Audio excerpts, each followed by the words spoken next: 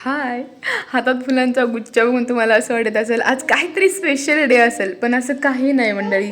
माझ्या लग्नाला 6 वर्षे झाले and always my dream was की माझ्या नवऱ्याने मला कधीतरी असं पिंकिश गुलाबाचं गुच्छ सरप्राईज द्यावं अँड फायनली कधीच दिला नाही. म्हणून मी स्वतःला गिफ्ट केला कधीच न चुकणारा न खराब होणारा टिश्यू पेपर रोज बुके. तर चला मग कसा बनवला सांगते. जे माझे फॉलोअर्स आहेत त्यांना तर माहितीच असेल की मी एक बीटरूटपासून लिप बाम बनवलं होतं आणि त्याचं उरलेलं जे चोथा असते ना बाकीचा, ते मला फेकायची इच्छा होत नव्हती. मग मी म्हणलं आपण ह्याचा अजून काहीतरी बनवूया आणि मग मी त्याला मिक्सरमधून काढला आणि एवढा नॅचरल एवढा सुंदर कलर बनला. मग मैंने सोचा ह्या कलरचे फुलं किती सुंदर दिसतील ना, आणि नॅचरली खरंच ओरिजिनल फुलं ह्या कलरचे खूपच छान असतात. म्हणून मी ना दुसऱ्या दिवशी लगेच पळत गेले आणि टिश्यू पेपर घेऊन आले.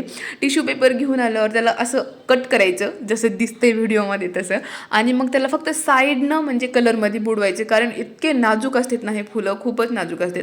आणि मग नंतर त्याला मी 1 दिवस वाळू दिलं आणि वाळल्यावर हे निघतात बरं का, म्हणजे असं लेअर बाय लेअर.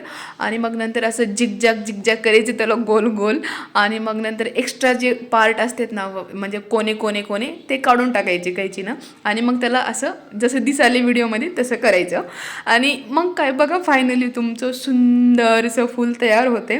फुलांना खाली सपोर्टसाठी मी आपल्या साध्या वहीच्या पेपरचे मी रोल केले आणि त्याला ग्रीन कलरने कलर केलं आणि फायनली खूप छान लुक पण आलं होतं त्याला. आणि मग वरचं जे आहे ना थोडंसं कैचीनं कट करायचं म्हणजे फुल व्यवस्थित बसू शकेल, कारण म्हणजे खूपच नाजूक असते ते टिश्यू पेपर, नाहीतर मग ते कलरला लागून खराब होते. And finally tissue paper bouquet is ready. तुम्हाला कसं वाटलं कमेंटमध्ये नक्की सांगा. Bye bye.